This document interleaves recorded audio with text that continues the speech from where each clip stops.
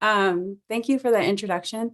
I am presenting today with Angelica Bland, and she is from Maricopa County Elections Outreach Department. Um, Angelica, are you here? Hi, Millie. Yes, I am here. Thank you so much. And thank you all today for allowing us to be here. It was amazing listening to everyone's stories and as well as the presenters as well.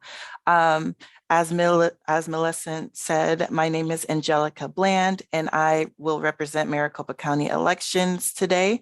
Um, I have a presentation that I'm very excited to share with you all. So let me go ahead and share my screen. Okay. Okay. So today we'll be talking about accessible voting services in Maricopa County. And it's important to note, Maricopa County elections differs from other counties within Arizona. So today I'll only be covering Maricopa County. So if you live here in this county, then this information is for you. Sorry. So let's cover some fun facts. Did you know that Maricopa County in and of itself has 4.4 million residents? And of those residents, over 2.4 are registered voters. We are the second largest voting jurisdiction in the country. So if any of you know, the largest voting jurisdiction would be Los Angeles. We're geographically larger than several states, and we're composed of 24 cities and towns and 5 Native American nations. And we're also governed by a 5-member board of supervisors and countywide officials. So some fun facts for you all. As of February 25th, here's a breakdown of our active voters by party. So as you can see, the leading party is our party not designated. So we have a lot of independent voters in Maricopa County. And then you can see the total breakdown per party. And the total active voters, as I mentioned, is over 2.4 million. So what I really want to cover today is our special election boards and accessible voting services. Many of you may or may not know, but Maricopa County offers and provides accessible voting services to meet all voters at where they are at. And all of these services are provided at all vote centers. And we'll talk about vote centers throughout this presentation and how you can vote and how you can get involved. So our special election boards. These boards are 2 members of different political parties. Everything we do in Maricopa County elections has checks and balances. So whether it's a Republican and a Democrat working together, or a Republican and an independent and a Democrat, you can mix and match, but we have those 2 different parties just to ensure the integrity of the elections process. The Special Elections Board is a free service. You just have to request it 7 days prior to an election. We serve voters with a disability or confined illness, or who are unable to vote at a vote center. And we meet you where you are at. So for instance, we go out to assisted living facilities, nursing homes, hospitals, anywhere. We'll go and make sure that we provide that assistance to voters. We also assist with voting registration and voting. So we'll cover how we assist with voting, but if you're not registered to vote and you would like to register for the first time, or you recently moved and you would like to update your address or your name has changed, we'll be able to provide you that service as well. And we go out and we bring alternative ballots if you request those, and I'll go into these alternative ballot styles that we have. So we have various accommodations. One of those is our large print ballots for those who need that large print to see well. We have ballots that'll be printed on 17 by 38-inch ballot styles, and those large print ballots will also come in large print packets. On this picture, you can see a man who's holding what a large print ballot looks like as reference for how tall and long it is. We also have Braille ballots as well. So for those who prefer reading in Braille or they need that Braille assistance, we have the American Sign Language Braille ballots. So, and in those Braille ballot packages, it includes the ballot, the instructions on how to use it, and the affidavit envelope. So in order to request our services for the special election boards, for us to come out and meet you wherever you are at, if you go on our website, if you go to request.maricopa.vote, you can make your selection and request our services. You can request for large print ballots, for Braille ballots, and also we have a phone number and email listed here if you are interested in contacting us. I have a quick short video of accessible voting device that will be located at all vote centers, and I'll play that for you right now. Is there sound or? Yes. Oh, I think you might have to share it. Yep, you'll want to stop sharing and then reshare. And when you reshare, there should be an option to select that allows you to share sound at the same time. You'll see on the options dialog when you share. Yep. Okay. Sorry about that. I was hearing it on my end, but I didn't know you guys couldn't hear it. Let me try again. And can you let me know if you can hear it, please? The accessible voting device is a ballot marking device that provides a wide variety of accommodation to voters. Each location will be equipped with one accessible voting device that includes a touchscreen, a printer, an audio tactile interface controller or ATI controller, a headset, one sip and puff adapter, and a blue privacy screen. The device is activated by the poll worker card, which the inspector will receive in the inspector packet. This device is only used to mark ballots. It does not store voter data or count votes. So that is a basic quick demonstration of our accessible voting device. This device is located at all voting locations, as I've mentioned. It's a contrast screen, so depending on your visual preference, you can see white, black, or in color. The features include our controller, as you saw the lady demonstrating. It's kind of like a remote controller. Each button has Braille on it too. And once you put on the headset, the headset will walk you through how to use the controller. And as you're voting through the options on the ballot, it'll tell you which options you select. We also have the accessible voting device is a touchscreen device. So if you don't want to use the controller and you just want to use the accessible voting screen, it's a touchscreen. So you don't have to use anything else besides your finger. And it's also a sip puff adapter capabilities. And the ballot, after it's printed from the printer, it can be tabulated as well as any other ballot. So vote centers and curbside voting. Vote centers are inspected on site. So we have a team that goes out to each vote centers before we select them to be a vote center in Maricopa County. We want to make sure that they are ADA compliant, and that includes space. Do they have enough restrooms? Is there enough parking, the lighting, pedestrian routes, etc. We also have curbside voting. So if you prefer to vote within your car and you don't even have to go inside the vote center, you would pull up to the parking lot and look for that blue sign for curbside voting.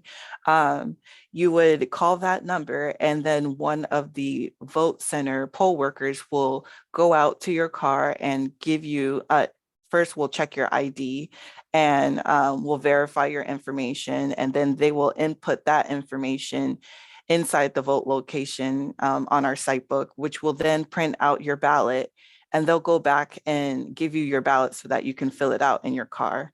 And once that whole process is finished, then they will go ahead and drop that ballot in the tabulator. So the poll workers that will meet you, they will be two persons, so it will be of two differing political parties, whether it's a Republican Independent, Republican Democrat, etc. So you can get involved in elections if you're interested in helping support democracy and helping your community and getting involved. We have thousands of temporary paid positions, and we always train our poll workers or our election workers to set them up for success. So we have some election worker positions available. If you go to our website, getinvolved.maricopa.vote, it's listed down there on the screen. You can see all the different positions that we have if you're interested in working with us. There's different pay ranges, so we very much encourage you to get out there and look at the different jobs that we are offering at this moment. We have two major elections coming up. One is on July 30th. That will be our primary election, and November 5th would be our general election. And we know 2024 is going to be a historical year, so we encourage you to be part of it, whether it's voting or helping us run a successful election. We also have a student election program, and this is only for Maricopa County high school students in grades 9 through 12. There's two parts for the program. A high school student can be a student election clerk, where they would work with us for one day only. That would be on election day. You would get excused from class. You would get paid. It's $14.35 an hour. So the hours are from 5:30 in the morning, because we want to make sure that you're there before the vote centers open up at 6 a.m. And so it's from 5:30 in the morning until after 7 p.m. when the polls close. So we very much encourage you to go out and participate as a student election program if you fit these qualifications.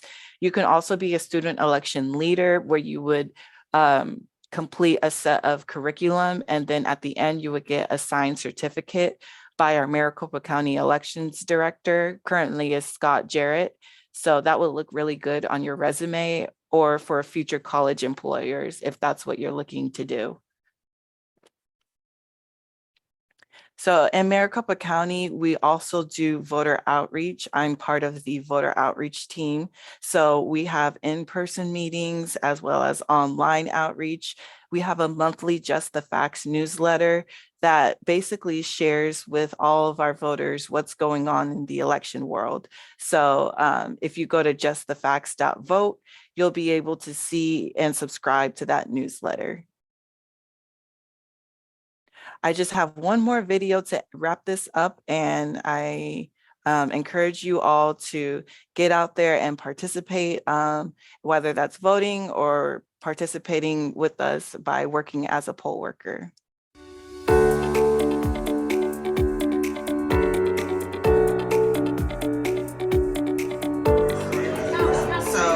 if everything looks good on the ballot for all the choices that you made, then you print the ballot.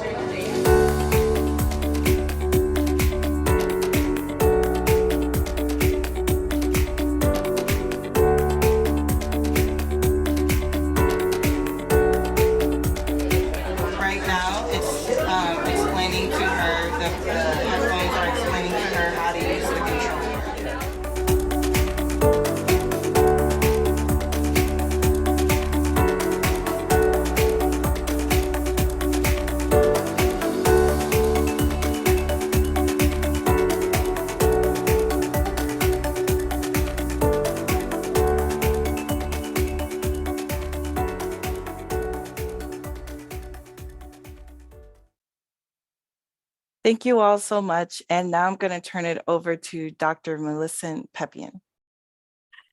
Thanks, Angelica. Oh my gosh, I love your presentation so much. I always feel like I learn a lot, and I try to take as many notes as I can. So just a reminder to everybody, these are accommodations, accessibility options for Maricopa County only, which I feel is leading the way for all of the other counties as far as accessibility voting goes.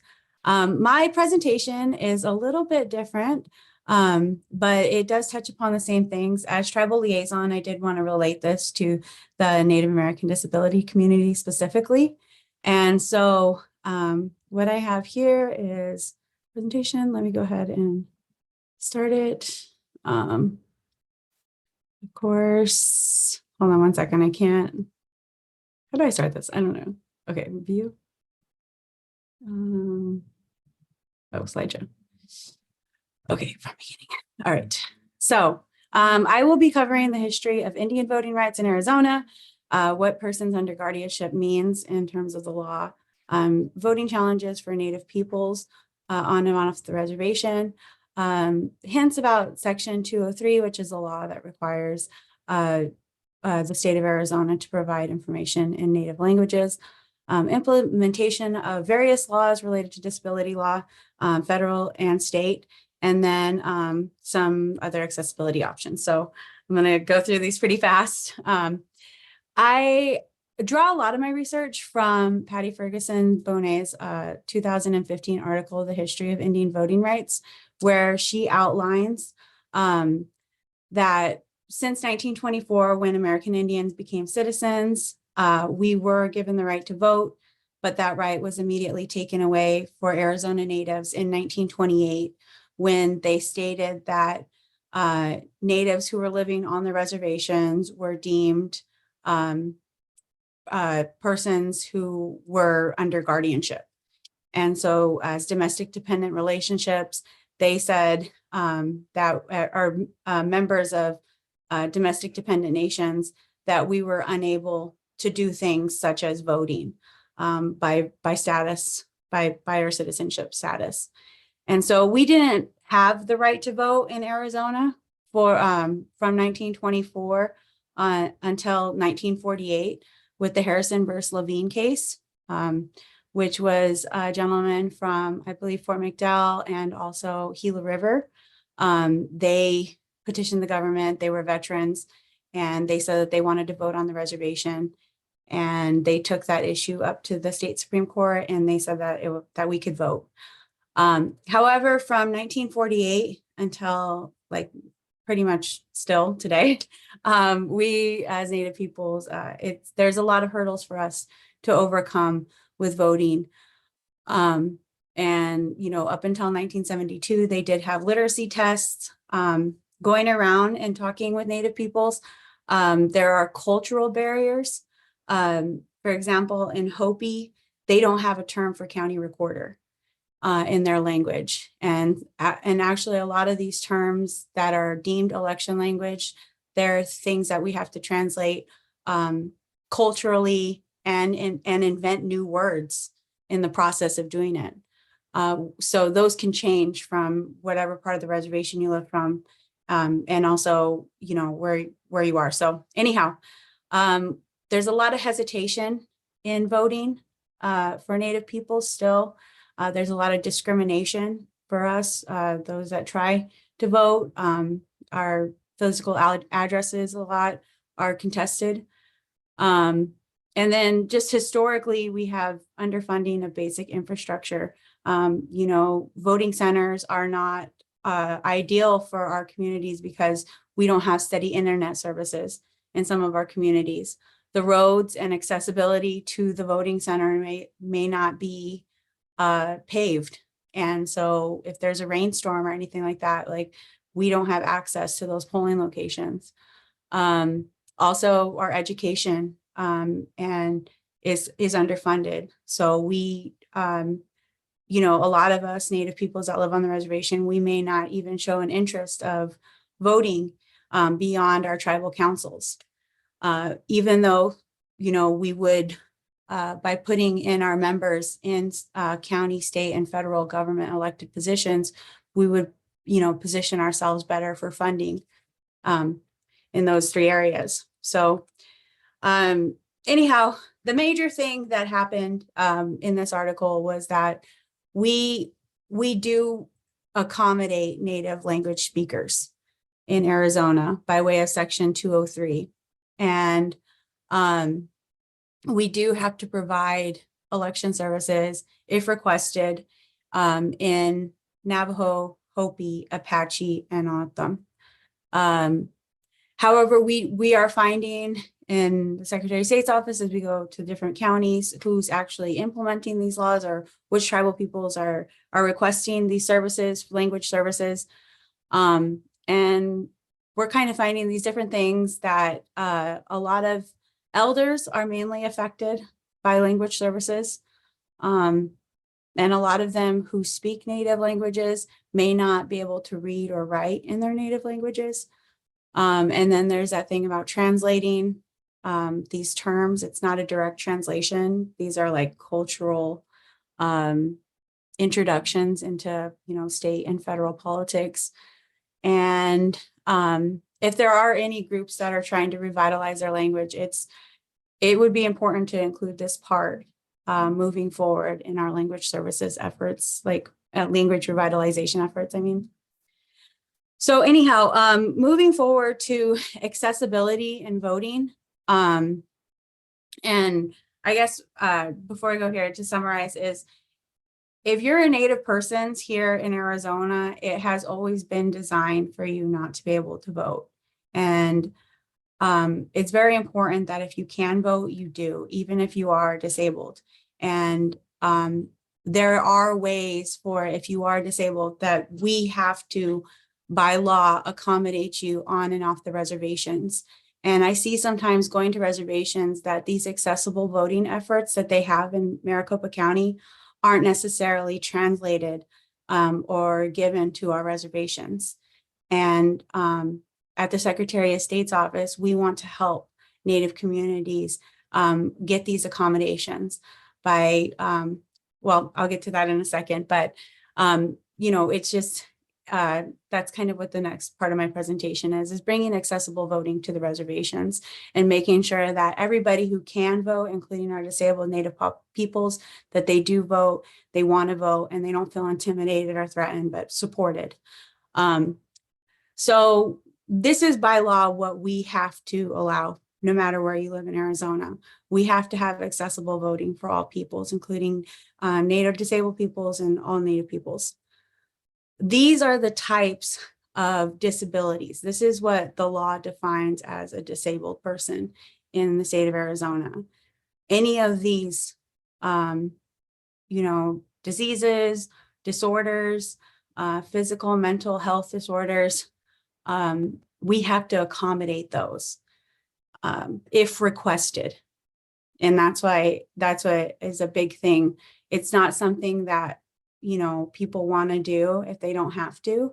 It's something that if we live in Window Rock, and we have a disabled Native persons there, and we know that this is the law, that we have to accommodate them to vote, then we have to request that, and we have to implement it and make sure that our polling places are ADA accessible.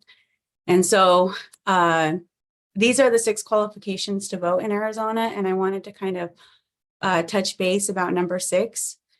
So an incapacitated person is defined as anyone who is impaired, or incapacitated means that they're not able to vote because of their disability or disorder, mental, physical, or emotional. But there is a process by, if you were deemed incapacitated, there is a process that you can go to get limited guardianship. And so kind of outline this here, but this is from the Arizona Disability Center for Law. They're the ones who can help oversee these guardianship processes if that's happened. And so then these are the levels of guardianship. There's limited guardianship, and those people are allowed to vote. And then there's general guardianship, and those people aren't allowed to vote. And so I'll just kind of breeze through this. There's these other things, limited guardianship, like I said, they're allowed to vote. Lasting power of attorney, not allowed to vote. Voting by proxy, that's for someone who has dementia, and they want to, request somebody. There's a process for all of these different levels of disability. But in the end, over here at the Secretary of State's office, like I said, we want to be able to provide education in all of these different areas that I explained, accessibility, law, history of Native peoples voting, kind of combine it all together and, just start the conversation about how are we going to make accessible voting on our reservations? How can we make that possible? What organizations do we need to team up with? Who do we need to talk to from our tribes, and who do we need to talk to from our county elections and recorder's office?